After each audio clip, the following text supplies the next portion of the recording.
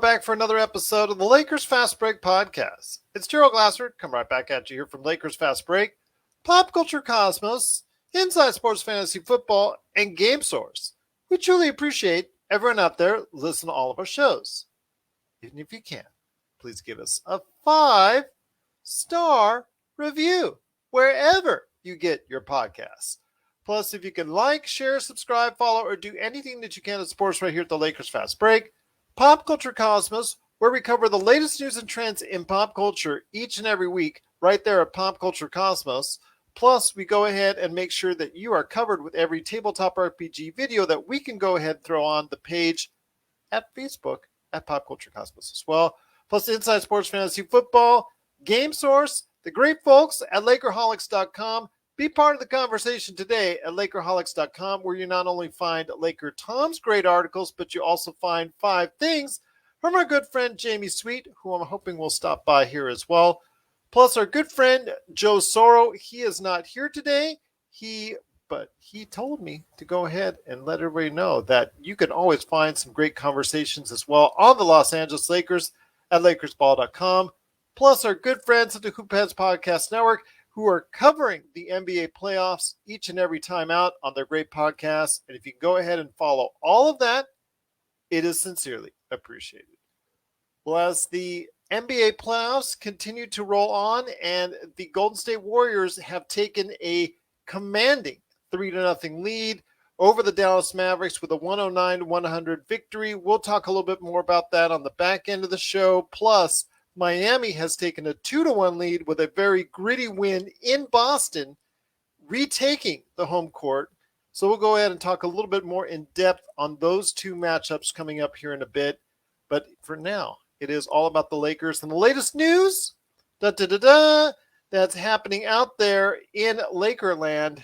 First up, I do want to mention that there's some finalists that are being floated around as far as from the Rumorville that both Shams and also as well Mr. Adrian Roshanowski have both reported on that we have finalists right now.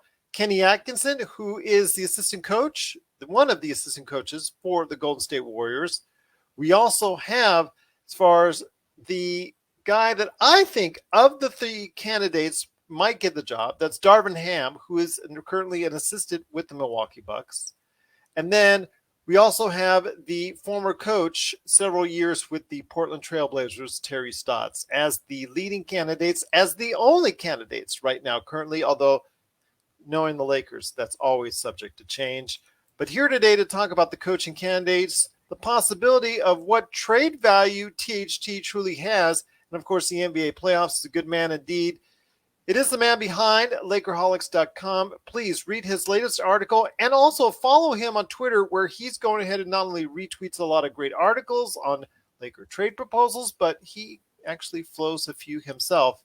It is LakerTom, and LakerTom, I said in the opening and I stated in the description that we would mention not only who is up for the job as far as the final candidates are concerned, as of now, unless something comes out of left field, but also as well who was left out and who actually turned down the job as far as at least an interview is concerned. So I'll mention that first. Juwan Howard, the University of Michigan coach, turned down an opportunity to interview for the job, spurning the Lakers per se. That I can't necessarily say I blame him because of the fact that his 2 sons will be playing on the team this year, and it'd be kind of weird if dad just bolted for a job. So I don't blame him there. But the big name I heard on NBA radio, and I know as a fan of NBA radio, you heard it too, that they were crying about not being part of the final candidates, was Mark Jackson, who is someone that we on this show have pretty much said is not a wise decision. I don't think these guys on NBA radio are catching the ABC or ESPN games very much, because if they listened to Mark Jackson for a little while, maybe they would agree with us a little bit more. Well, you know, you hate to pile on a guy when he's getting passed over by coaching job after coaching job. And the truth of the matter is that he did a really good job when he had the Warriors, and deserves some of the credit for having built up that team defensively, Um, the problem is that it's not basketball related. It's how he relates to people, and at times an overzealous religious attitude that where he wanted to put hands on Well, with me, it's basketball related. players to in order to solve their injuries or things of this nature, and it's just strange things. I mean, the Warriors basically fired him because they would all the employees who worked with him every day, nobody could stand him, and that was the thing that has stuck around and in the background has been held there, that he just was he had alienated so many of the people that he worked with that despite the team being successful, they just could not handle him having a job anymore. And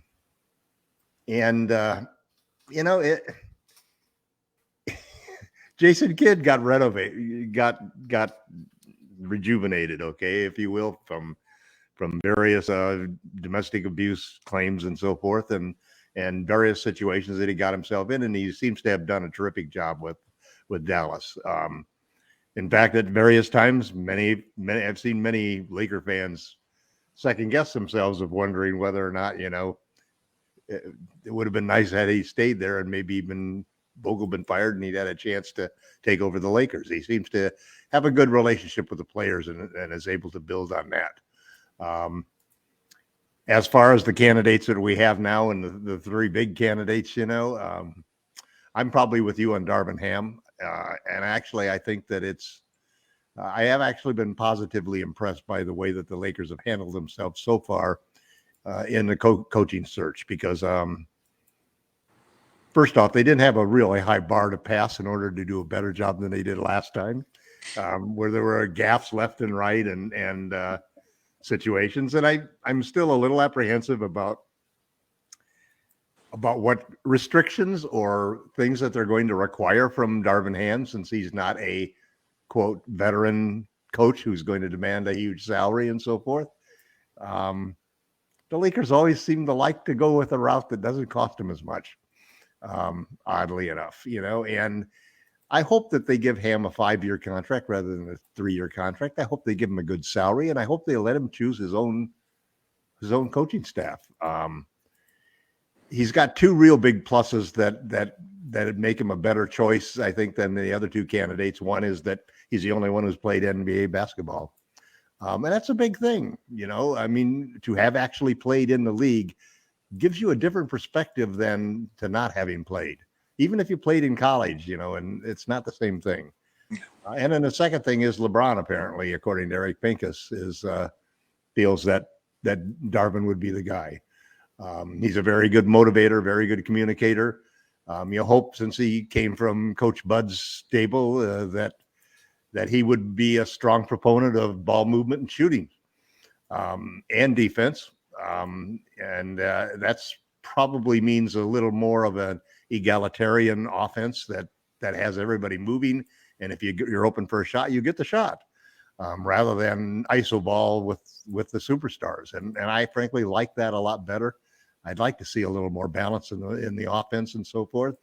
And Milwaukee has always been among the top teams in taking 3-point shot attempts and the percentage of making them. So Darvin Ham is a good fit, and I like that the Lakers have basically gone about a pretty methodical and well done campaign to get the coach. I think what we're seeing now are sort of like canaries, just to see how everybody is going to respond to the possibility of Darvin, of a coach who has never been a head coach before taking over for the Lakers. I think the Celtics experience has given him a lot of feeling that could work out very well. So it's a positive step in my mind in the Lakers in the development of the coaching search, and I'm looking forward to the coaching search being done well before we got to the draft and the free agency period, so that hopefully Darvin can be part of the team to be having input on which players to go after and what our plan is for the off season. it'll be interesting to see what happens with Westbrook. I think the Lakers have done a good public relations job of balancing that whole, what do we do with Westbrook thing? And we just got to get rid of him for any price and so forth. And they've seemed to have ameliorated that by looking at all the different angles and keeping that as a subject that's open. And that obviously is better for them in every situation. There's still a chance out of 30 teams that there's one general manager who's fool enough to think that Russell Westbrook can really help his franchise, maybe sell a few more tickets and save his job a little bit. So we'll see what happens. But I think it's good news for the Lakers. We still got another 3 or 4 weeks before anything can happen. Westbrook still got to exercise his player option and opt in on that, so that we know for sure that we can trade him, and we'll see what happens after that. And if that's the case, I've got a bridge in the Bay Area I'd like to sell you as well, just to let you know. But also here today to talk about what's going on with the Lakers and the Lakers finalists for the coaching position is a good man indeed. You got to check out his 5 Things articles wherever you get it at Lakerholics.com. It is Jamie Sweet. And Mr. Jamie Sweet, did you like my odds as far as what the trading Westbrook? I thought that was funny. Yeah. LakerTom died laughing on that one. So listen, yes. Everybody better buckle up, man. It's going to Yes. be a wild. There ain't nothing guaranteed right now. This is for sure. And all the coaches, according to the rumors, have been asked on how they treat or what they would do to go ahead as far as utilize or lack thereof Westbrook, their ideas on that. But we do have the finalists for the coaching position. Once again, Kenny Atkinson, Terry Stotts, and Darvin Ham. Unless something comes out of left field, like let's say tomorrow Quinn Snyder gets fired, or dare I say it, Doc Rivers gets fired or quits or whatever. So I didn't say I like that option. I'm just saying that could be a possibility if that happens, but I don't think at this point it's going to. Quinn Snyder maybe, but I really doubt it. I think they would have already done something by now. But Your thoughts on the finalists for the head coaching position for the Los Angeles Lakers as of now? No, I think if you're going to fire a coach, you do it quickly. There's not a lot of internal. You've debated it already. Once you've gotten to the point that you're even considering it, majorly considering it, I'm sure they maybe thought about firing Quinn and probably came to the conclusion that there wasn't all that much better of an option out there, and he's under contract and they're a small market team, so that checks all their boxes for running a smart Utah Jazz franchise. And they might get a first-round pick from the Lakers. Who knows, No. The Lakers can't afford to trade a pick for a coach. That's just the height of that would be the height of idiocy. That should cost Rob his job instantly. Exactly. There's not a head coach that is worth a first-round pick. Not Nick Nurse, maybe. No, nobody. We have so few draft assets to put players on the court where the game is won or lost. To waste one that way is just frivolous nonsense. I would be highly disappointed in everybody in the organization if that happened, because that would just signal a complete and total disregard for the future of the franchise. And, sacrificing the future is never a good idea. That's how you end up with problems like climate change and a lot of the problems. I don't know about that parallel, because basically investing in a coach that you think could be a generational coach for the team. That's why they pay them good money. He's under contract. And I wouldn't do it. I wouldn't do it for Quinn Snyder, but I might consider it for Nick Nurse. He's that good of a coach. He doesn't play. And it might show a maturity of judgment in the Lakers front office to make a decision that is a long-range decision, because you'd have to give him a big contract and a long contract. Basically, you have to say like Nick Nurse is the coach into 2020 you're going to be here till 2040.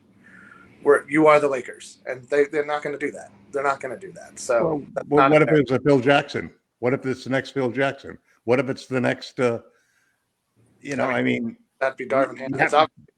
Nick Nurse is obviously not the next Phil Jackson because he's never three-peated. So, but he hasn't been in the right situation.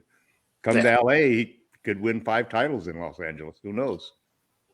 Well, with the lack of talent right now on the Lakers roster, out of hand that not This is what I mean. This is not a good move. Everything you just said. Everything you just said is might, could, and maybe. Like if you're wasting a first round draft pick on might, could, and maybe. I mean, let's be real, Tom. You wasted one to trade. You wasted one to trade for Dennis Schroeder. That's what I'm saying. You think that's a better investment than investing in a quality coach that could be here for 10 years? Or not?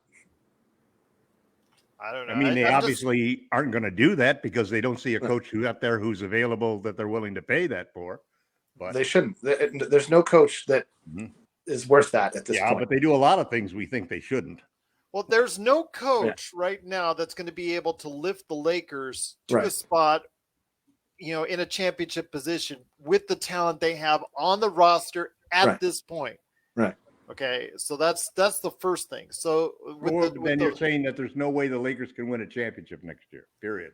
At this point, yeah. I think that there is a way. I'm saying at this point, it still depends on LeBron James and Anthony Davis being healthy. I'm talking about this roster. This roster cannot win a championship. Well, the rosters. We don't know what the roster is going to be. Yeah, we don't know. That's what I'm just saying. Last year's roster couldn't do any better. Last year's roster couldn't make the playoffs. Well, no, I prefaced it as of now. As of now, they cannot win a championship. The real issue is that you're going to need to burn one of those draft picks. If you're even going to try to trade Russ, it's probably going to take at least one, if not both. So that's not a maybe in 5 to 10 years. That's now. So if you want to move Russ now, if you want to rebuild the team now, then they have to be serious about it. I agree with that. So that's I just disagreed with the bold statement, the overall broad statement. Don't burn your 2 get out of jail free cards. But we use them. It's like LeBron says, they aren't really worth anything for win now. It doesn't matter. Nick Nurse, Messiah isn't going to make him available. I don't think Nick Nurse particularly wants to come here. We have to use the picks. The picks are actually is one of the subjects Gerald wanted to get into, which is the value of THT and none. The Lakers have been working the PR real good on that angle too, because we've got some good stories coming out about how these guys around the league aren't just throwaways like the Lakers think they are. But I actually believe that those picks in 27 and 29, simply because the Lakers could even make them unprotected, and they're a post-LeBron James retirement picks. So who knows what the Lakers are going to be? Those could be high lottery picks at some point in time if the Lakers really screw this up. And there's enough incompetence thrown around that I'm sure there's people who could think that's a good bet. Listen, there's no guarantee. Those picks are actually worth. Those picks are why we'll be able to move Russ and THT for a good return on a bad contract, but at least the players hopefully will be good. I don't think we can move. I think we're going to have to choose. We're either going to move Russ or move THT with those picks. I don't think we're going to use one for both of those. Each of those trades is going to take just. Well, we're not going to take Russ back. I know that you think we are, Jamie, but we're not going to do it. I still like the 1% he signs a 5-year extension and pisses both of you off. But that's just me. No, that's just me. But I want to say in regards to if you see that comment I made it on Lakerholics.com, by the way. THT though, that's the guy. Kendrick Nunn. We don't know his status. Okay, he'll probably right now he looks like he's going to be ready for camp, which is great. But unfortunately, he got hurt if he last year. Bruce next camp, that's exactly. So, I know there's a lot that are people out there saying $5 million and not work at all. Yeah, so that would be a great job. He's writing a book. It's going to be out next year. Exactly. The thing is, he doesn't have much trade value. THT, we saw a season of him, at least almost, because he was injured himself. So, in regards to him, we see someone who is 21. That's the good news. But the bad news is that over the course of 3 years, he really hasn't taken that next step in his evolution or his development. And a lot of people are starting to say he is what he is. I think there's still room for improvement. Do I think I see the star player we once did for maybe like a brief glimmer of hope? No, I don't see a star player, but I do see someone who can make a rotation, whether it's a rotation on the championship team. That's, up for speculation. He's still, for a guy that has such long arms and has athleticism, he does not play good enough defense yet, which still concerns me. And I think that that's probably the first thing I say. Yes, he can't shoot well. We I know don't he even can't. know if I would say he has good athleticism. He's He got. I think he's decent athlete. He's a decent athlete. Decent athlete. Yeah. Sure. He's slow and he's not a quick jumper. He's not a quick. Yeah, he doesn't have a shot. good first step. He doesn't have hops. Yeah. He's not overly strong. He doesn't overpower guys. He's got great hands.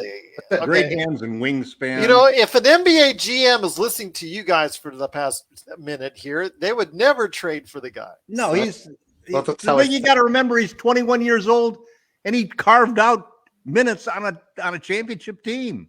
Yes, he did. That's You what know, I'm trying to raise him up, but you guys are like, that's why he's not the throwaway that everybody's talking about him, because at 21 he is a physical specimen. There's, you know, he could be, he's the type of guy that theoretically I would love to see him develop into PJ Tucker. You know, he's got those long arms and his low center of gravity, and he could be a defender. You know, right now he just doesn't know how to anticipate what. But you got to remember, LakerTom, that PJ Tucker, played in the CBA. He played overseas. Yeah. He Right. failed initially in his first run in the NBA before he came back and became the PJ Tucker that everybody knows. And I don't think the Lakers have that kind of patience for him to go ahead. No, and the other side of it is too that what Tucker learned during that thing is that for him to play in this league, he had to play bigger than he was.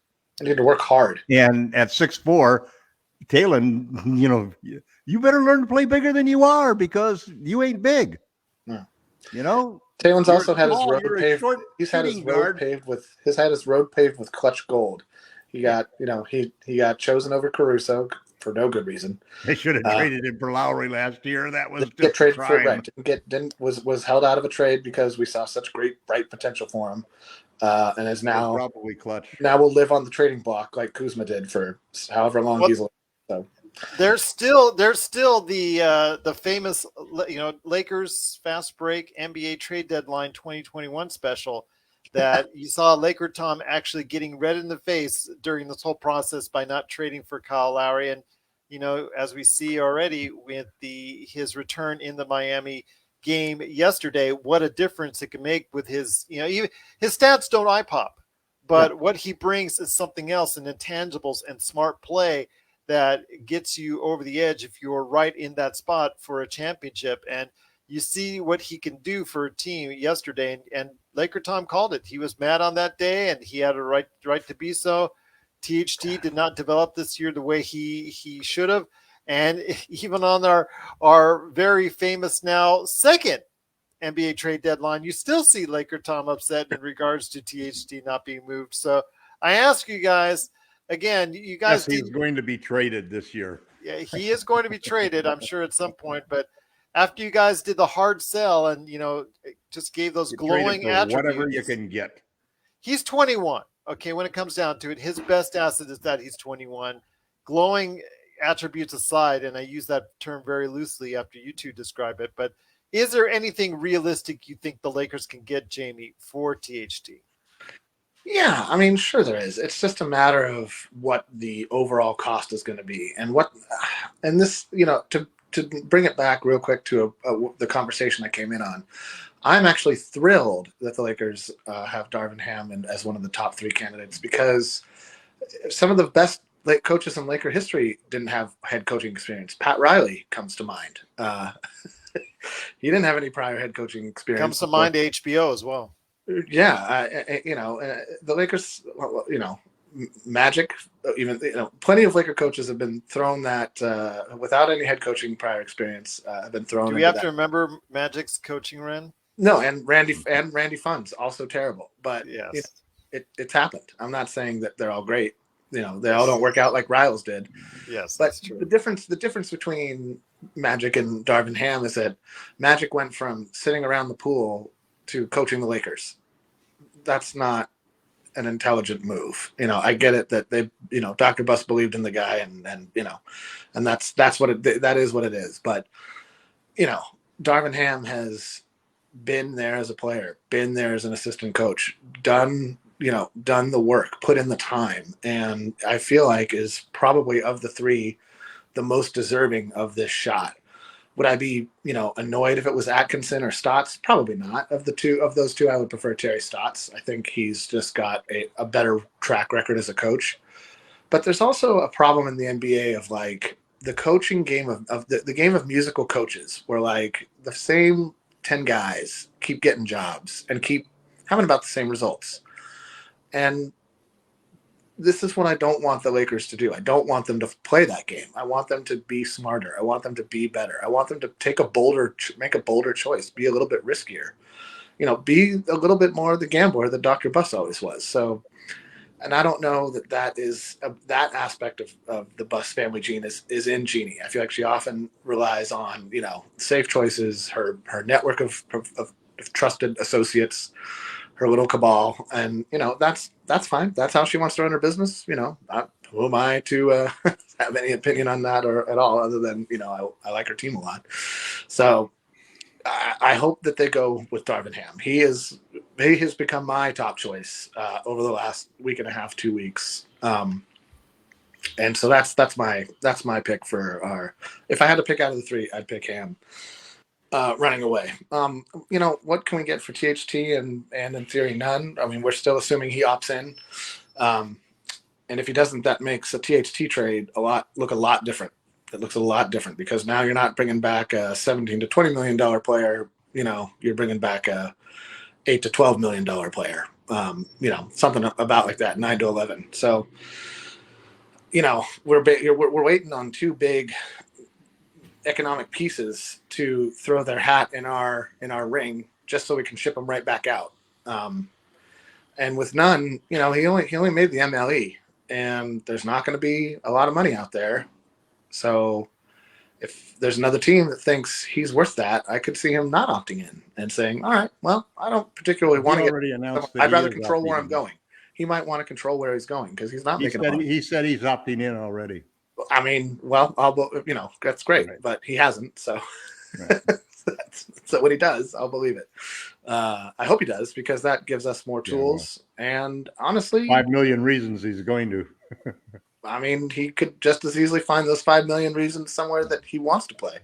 I mean, what if he doesn't want to play in Charlotte, or what if he doesn't want to play in wherever we're going to trade him to? So I don't think we're going to trade him. I think the only reason we would trade him probably is if we hard cap ourselves and we need to just get rid of his salary, we'll tag him on to a Westbrook trade or a THT trade.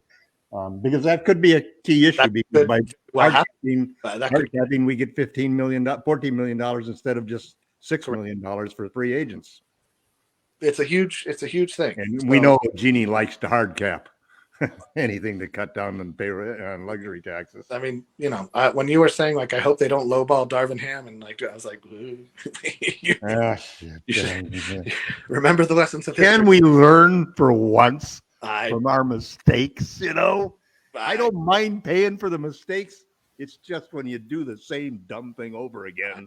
Well, we're about to find out. Drives your fans crazy, man. We're about to find out. I'm a big believer in learning.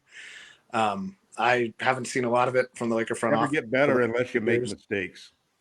But if you never do anything with the mistakes, then you also never get better. Yeah. Well, we'll see. I can't make any promises. I go back and forth on trading THT at this point because we'll be able to. He totally doesn't fit, so he eats up minutes that should go to a shooter. Yeah, but he's good. Or a defender. He's decent insurance against injuries to LeBron and or a secondary ball handler because he's not a point guard, but he can like get the ball up the court and like make a pass. Yeah, but he's our third highest player, and our third highest player should be. I would prefer him not to be on the team. I've never been one to drink the THT Kool-Aid. I've just always thought he was slow and didn't have any hops. I mean, yes, he has long arms and big hands, but that hasn't really translated to much on the basketball court. So he's a bad fit for this team. Is the other side of it that it's better off for him to go somewhere else. Sure, or he would be on a team surrounded by shooters, and then he could be that shot creator who gets into the lane and and so forth. I don't think he would have made $10 million on any other team in the NBA. I don't necessarily agree with that. From his economic point of view, he would not have made $10 million on any other team in the NBA other than the Lakers because of the when relationship. here's the final test in this situation is who you get for it. You know, like, could you get Kelly Olynyk? Makes $13 million. I would love to have Olynyk as a backup stretch five. That's what I don't. If you trade THT, you can't get a backup. Sure, you can, because he's not a starter. Yeah, but he's a decent backup. Well, you're going to get a rotation player. You got to get somebody that everybody else would pay $10 million for, right? I think we both agree with that. Yeah, or somebody who you think is. I mean, maybe an $8 million player is fine, or a $12 million player, but I mean, he's got to be. Listen, you can't win with just two superstars and a whole bunch of minimum wage guys. Yeah, none of those guys should ever be in unless we are in foul trouble or we got injuries. The first 6 or 7 guys on the team got to be making at least $5 to $10, $15 million. I mean, those are the guys that we're missing. That's why we have a chance to get them this summer. As crazy as it may seem, we actually have a chance to get 4 or 5 guys who are making between $5 and $20 million. Sure. To replace the Avery Bradleys and the THTs and the Nuns who never played and the Westbrooks who are cancerous to the team and all of the disappointing players that we wasted parts of seasons on because Frank Vogel liked them. I'm ready for Darvin Ham and moving forward right now. Sure. Yeah, I don't know. I don't know about just assigning a figure of money and saying that that's the kind of play. I mean, it's just that they're not minimum. They're not minimum salary players. I know. I understand. Got an injury history or no. I get it. I get it. I understand what you mean. But what I'm saying is that it matters to me if it's a player on the absolute downside of his career making $10 million, then I would rather keep THT. If it's a 33, 34, 35. I'm not in for getting any 33, 34, 35-year-old players. I don't think we need to invest future assets that could pay off in assets that are going to be on the decline most likely. And that's what we did last season. Mm-hmm. Every single player that we brought in that wasn't Nunn and Monk were players on the decline. And it showed in every facet of the game every single night.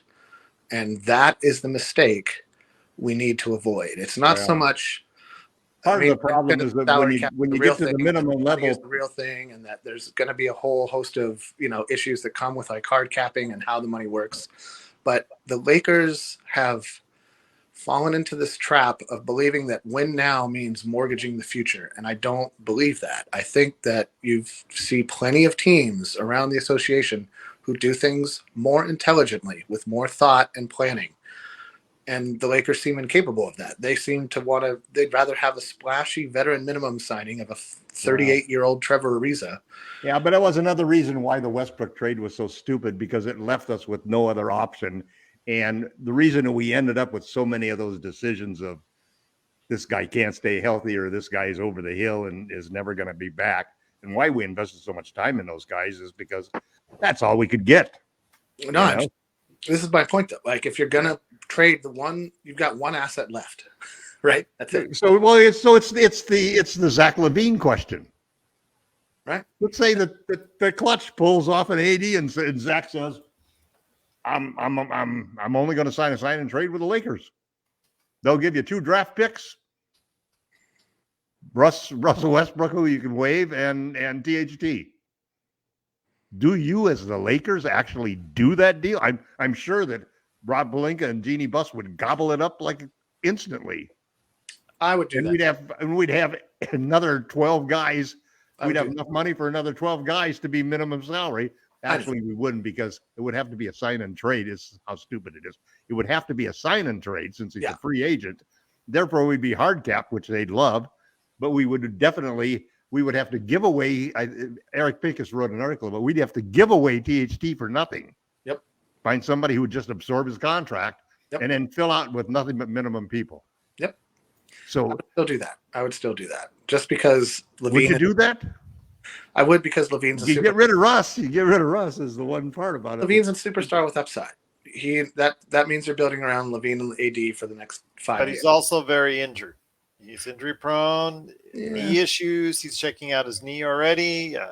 This summer. So There's no. And it comes down to the fact that there were two things wrong with the Russell Westbrook trade. One was Russell Westbrook, and the second was we used up all of our money. Now, Zach is not Russell Westbrook, but we used up all of our money. something to think about there, indeed. But I mean, that means that you're going out with your fourth, fifth, sixth, seventh, and eighth, and ninth rotation players being minimum wage people. Yeah. That means you're bringing back Melo. Well, they're not our minimum wage, but NBA minimum wage. So we get what you right. I know. Yeah. But it is. But I mean, and they're playing against guys who are making $10 to $15 million. The other 4, 5, 6, 7, and 8 guys on rosters are making that much money because they don't have 3 guys making $40 million. Again, I think the days of 3 superstars making max contracts is gone. Again, so much to think about, indeed. But if you have questions, I'm hoping to get something in sometime. But if you have some questions about or comments about, please, what's going on with the Lakers, you're always free to do so at Facebook, at Lakers Fast Break, at Lakers Fast Break on Twitter. And, of course, you guys on YouTube, you've been tremendous supporting on our YouTube channel. We've got thousands of views over the past week, and it's just been amazing to see what you've been doing for our YouTube channel. Been posting a lot of comments. In fact, Young MB, I know I said I was going to do something for you today as far as it's concerned. I'm going to hold off to a later episode because I'm going to pool all the comments you guys have been making at Lakers Fast Break on YouTube, and I'm going to pull all those comments together, your suggestions on the team, and we're going to grade them. That's right. We're going to grade them on an upcoming episode. We're going to share our thoughts on them. So please stand by. If you want to go ahead and say more comments, we'll go ahead. Please, you still have time to do so. But yes, if you want to go ahead and share your thoughts today, Lakerholics.com, Lakersball.com, and also here at the Lakers Fast Break. But guys, before we head on out, it is an update on the NBA playoffs, and one series is still very much in contention after a very, very gritty win by the Miami Heat in Boston. Seems a mash unit. Everybody on both sides were getting hurt, and it's just, oh my gosh, it's really ugly, gritty. They look like extras from Braveheart. Exactly, but it was worth it because that's what I think what everybody was expecting. They were expecting, as Jim Ross would tell you, a slobber knocker. And that's what we're getting there because, yes, they are not exactly the most beautiful of games to watch, but they are gritty and these teams, they want it. They both want it. At the end of the day, you cannot say one team quit. Both these teams are really in for it and really just doing the best they can right now. I think it's going to go ahead back to Miami 2-2. I think Boston I'm not sure right now the status of Butler. He's got issues right now. Inflammation in the knee. He's playing. Okay, he's playing. He says he's playing. We'll see. He says he's playing. We'll see if he has to, actually go down in the second half like he did in Game 3. But they still managed to go on without him. Still the status of Marcus Smart. He's probably going to try and gut it out. You have Jason Tatum with the shoulder. He's going to try and gut it out. Robert Williams, we don't know what his status is, but he'll probably try to gut it out. Lowry too. He's got the hamstring issues. So please go ahead and check out this series. Root against the Boston Celtics, but you know what? Either which way, we could go ahead and say it is whoever wins that series, it's going to work really hard to get it. So it's really impressive to see. But before we head on out, there is one series that is over. It's over. It's not because statistically, it's over because no one's ever been able to come back from a 3-0 lead. It's not impossible. I didn't say it's impossible. highly. Statistically, it has never happened before, so it would be a first. Well, that's only because we just haven't gone far enough for it to happen. It's been over 180 series. If we continue man. to play basketball, it will eventually happen. Tom, I want you to buy a poolside resort in the Sahara and be like, no, man, it's gonna rain. I know it hasn't rained yet, but that's just because we haven't gone far enough into the future. He reminds me of Jim. He reminds me of Jim Carrey Maybe and Dumb and Dumber. 12 millennium So away. you're telling me there's a chance. Exactly. Oh, but it is Golden State with the commanding 3-0. I was way off. The Warriors are the only team that blew a 3-1 lead in the finals, so that's a good thing. They could be the first team to blow a 3-0 lead. No 3-1 lead though In the conference finals. I'm going to bear out the statistics. I'm just going to say it. Listen, I'm going to watch a movie with my wife instead of watching the rest of that series. There you go. Some quality time between you and the missus. Jamie, any thoughts on the Golden State series before we head on out? I think it shows the value of centers, that series. Kevin Looney has largely been Shows value of size. They dominated the board.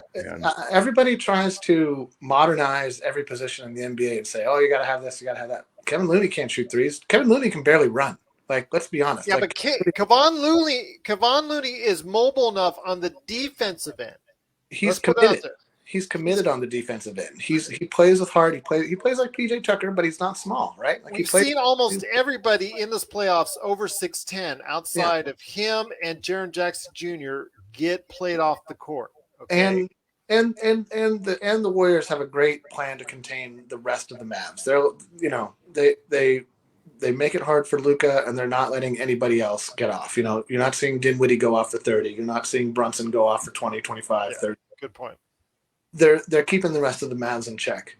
I'm surprised that Kidd hasn't tried to counter Looney with Boban more a little bit, just to put size against size and make it more difficult for him to just be big down there. How many offensive boards did they get? That's what I'm saying. Why not put Boban out?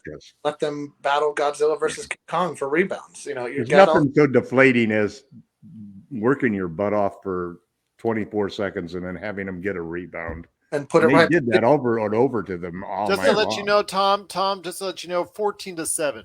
That was the offensive rebound. 14 offensive rebounds? The Warriors have been killing them on the offensive glass all series, and that's why I'm surprised that they haven't made an adjustment to go. I get it that Boban isn't the fastest, best shooter, blah, blah, blah, blah, blah. You need to counter that size, and that's you got to hit your threes. They didn't hit their threes, man. You got to win the fundamental game. Win the rebound. But they had two guys, Kleber and Bullock, the guy from New York. Bullock, yeah, but they both had wide open. They've had wide open shots all series long, and Kidd's been right. He said we've run our offense for perfectly exactly like we wanted to do. We just haven't been able to hit the shots. Yeah, but if you don't give up 4 offensive rebounds, you don't need to hit. You don't need to hit that 3. You've got the rebound. It just takes the heart out of your defense. It makes it harder. Work so hard, and I'm just surprised Kidd hasn't made that adjustment. That's the adjustment I would have made really after game 2. I hope they definitely make it after today. But if he doesn't, I think that's something to look back on and regret. Well, he'd turn it around on him underneath because he's so doggone tall that he's impossible to stop. Well, today they did get good performances from Brunson and Dinwiddie, and they still couldn't get it done with Luka scoring 40 and the other two guys scoring 26 and 20. It's because nobody else showed up. Bullock, to his credit, has been there most of the playoffs. Unfortunately, no show today. Got a big donut. You had Maxi Kleber, like you said. Finney Smith. I really like Kleber though, boy. He plays defense better than I ever seen him play before. Yeah, absolutely. He's really good. But he shies away sometimes at taking the 3 when he needs to take the 3. And well, he did tonight. That was for sure. Yeah. He got it. That last one was embarrassing. Yeah, he got it all alone, wide open. Ntilikina's not going to help you out offensively. So and Bertrand's was also not very much there. They're gonna lose. So yeah, they lost. I'd love to see Warriors. It's over. You and I both.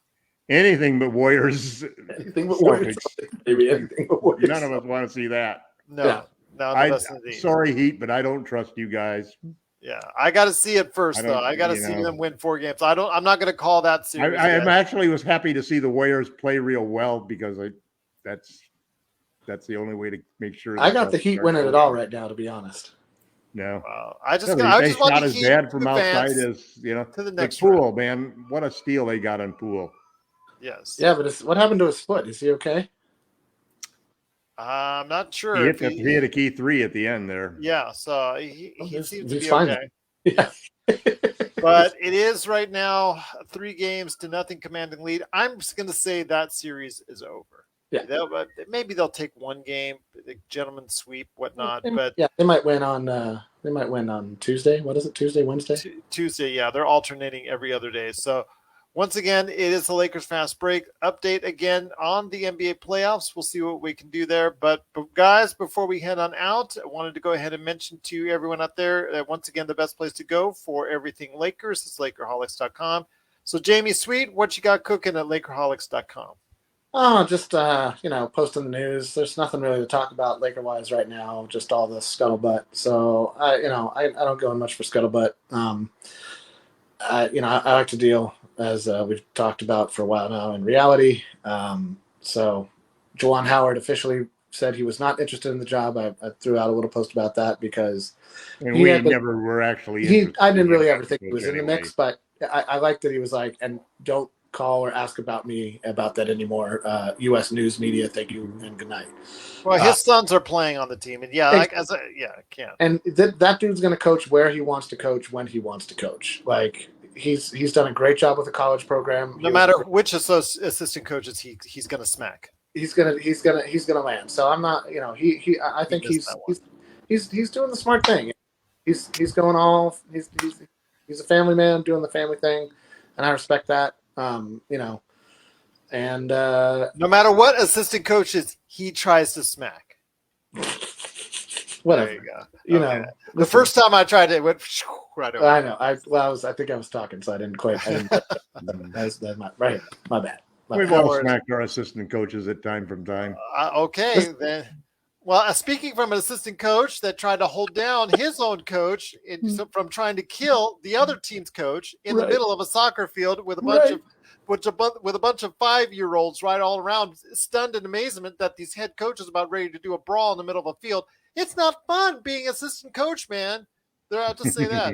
But before we head on out, LakerTom, you've also got something to go ahead and present to everyone out there at Lakerholics.com. So what you got cooking as well at Lakerholics.com? I just published an article about the power of positional size. Good one. And how the Lakers need to, it's kind of funny. Last year, in our championship year, we had an average height of 6'8", which is 2 inches higher at every one of the 5 positions.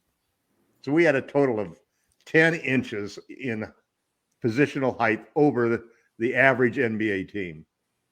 This year, we were even under that because we had little micro lineups that we were playing where we were losing rebound battles by 20 boards and points in the paint by 20. We just went the complete opposite way. So we need to restore that.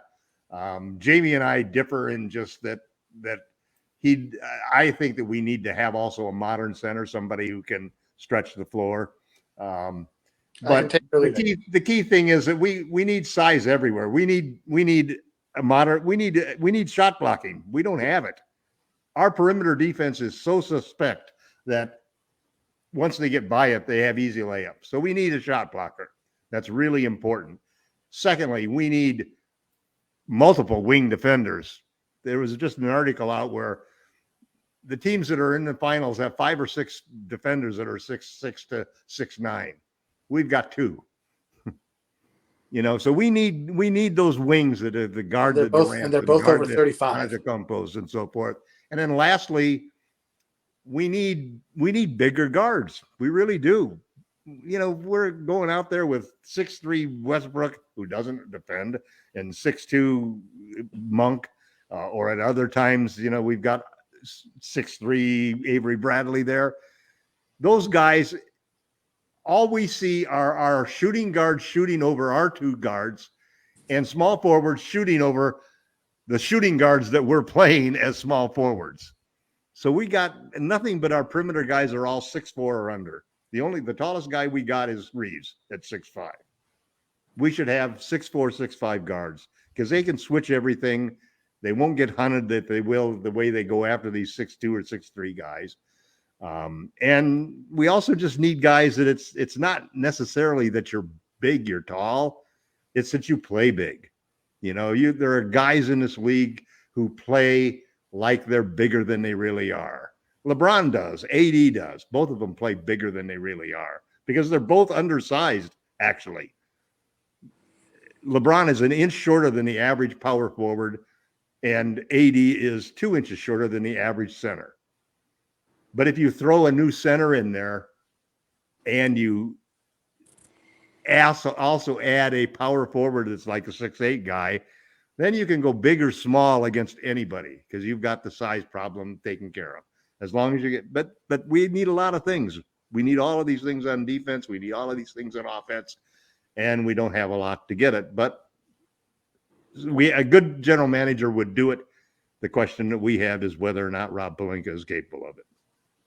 We'll find out and see. But once again, the best place to go for Lakers conversation today, be part of the conversation at Lakerholics.com. Well, guys, been great having you aboard, talking THT, the coaching carousel. Maybe it'll finally stop in the not too distant future. Sometime in the near future, but wait and see. Once again, is the Lakers Fast Break. If you have any questions for us at Lakers Fast Break, big shout out again to everyone on YouTube. Please go ahead and subscribe today on YouTube and be part of the conversation there.